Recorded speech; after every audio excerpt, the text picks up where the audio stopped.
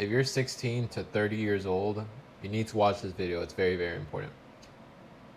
So if you're going on with your day-to-day life and you're very content, you need to suffer more. And I know that might sound a little bit harsh, but in the grand scheme of things, suffering is what makes us strong at the end of the day. You know it, we all know it. You need to work harder. When you get home from work from your 8-hour shift, whatever it is, what is it that you do? Like, what do you do with the remainder of your day? Do you play video games? Are you addicted to video games? Because if you are, you need to cut it out. There's 24 hours in a day, and I'm sure you hear this all the time, right? But there is 24 hours in a day. You need to utilize every single hour possible to make as much money as you can, or not even money, but just have more value. Okay, so I used to be addicted to video games when I was growing up, like from 10 years old all the way to like 17 years old was kind of my breaking point. And yeah, I played video games like an insane amount. Like I'm saying 12 hour, 14 hours, I would play video games.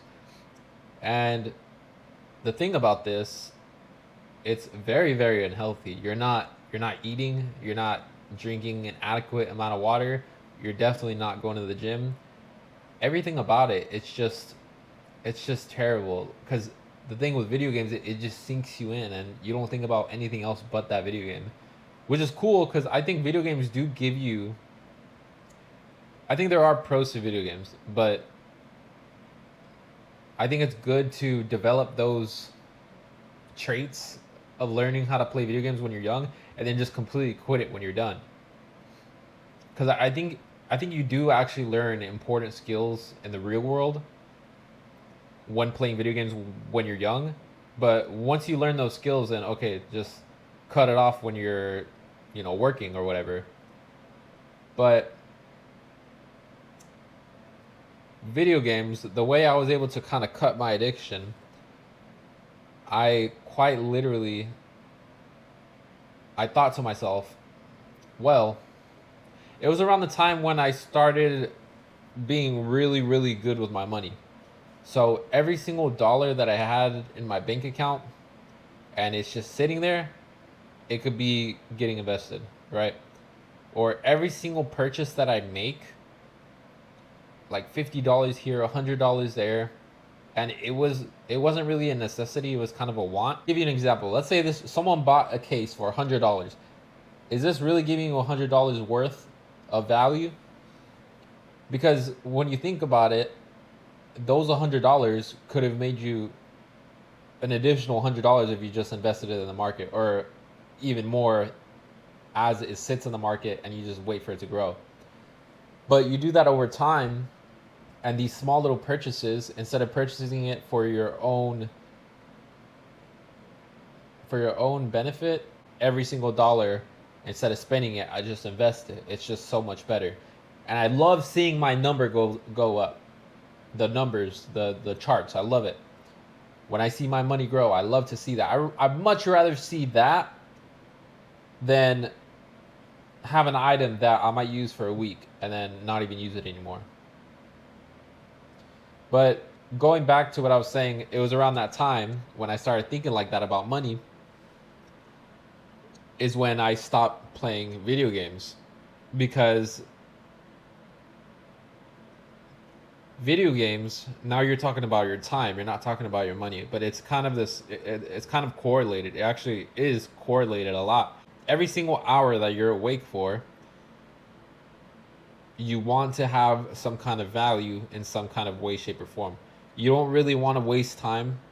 Scrolling on shorts is wasting time. You could learn very valuable stuff from it, but like, what was, you spent 4 hours on shorts yesterday. Out of those 4 hours, can you say everything you've seen on those 4 hours? Probably not.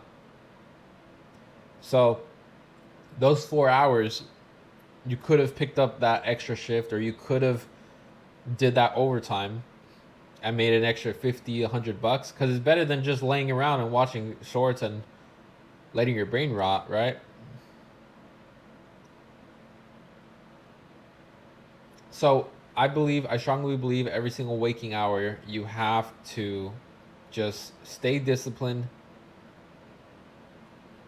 and just work like crazy. You need to be relentless.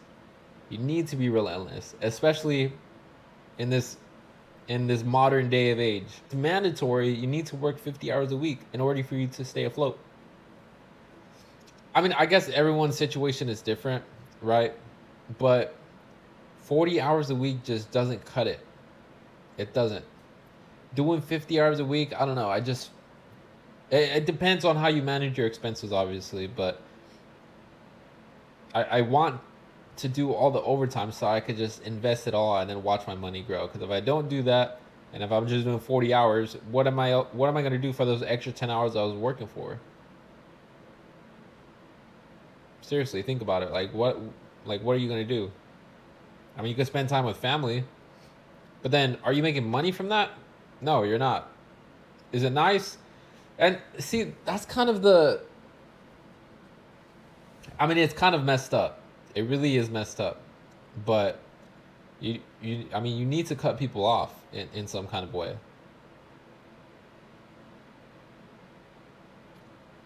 Life is very, very difficult. And I think it's good as a man to have purpose in whatever you're working towards and follow your purpose. That's number one priority. I actually think so. I have three ways of thinking. Well, not three ways of thinking. I have three branches. So the three branches, what are most important to me? Number one is health. That's number one, because without health, actually, I'll get into it. Number one, health. Number two, finance. Number three is family.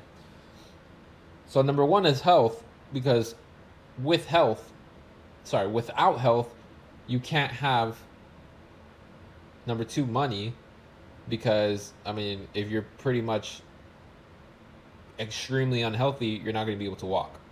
How are you going to be able to make money? And number three, you're definitely not going to be able to have a family or raise kids because you're not able to walk. How are you even going to No. How are you even going to provide or protect for the family? You're not going to be able to. So, number one is health. On top of everything, number one is health. Okay, number two is finance or wealth. Health, wealth, family. Okay.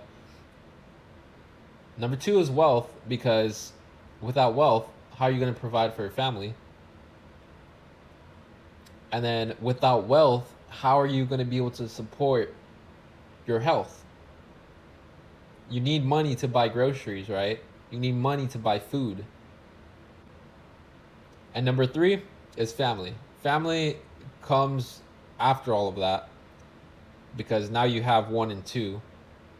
So now you can provide for your family. Suffering is very, very important. And the reason why is because when you suffer, it hurts a lot, you're at a low, but then at the end of it, you're at a high. So it's worth it at the end. Why would you want to start at the high and then end off on the low? It doesn't make sense.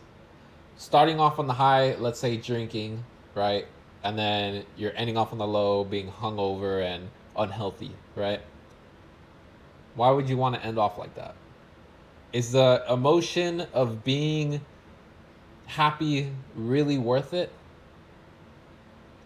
Or is the emotion doing something physically hard and then getting something out of it? You have bigger muscles now, which increase your discipline. Well, not really increase your discipline, but there's just so many more benefits to doing it that way. Suffering, there's so many benefits to it. If you never suffer, you will never grow.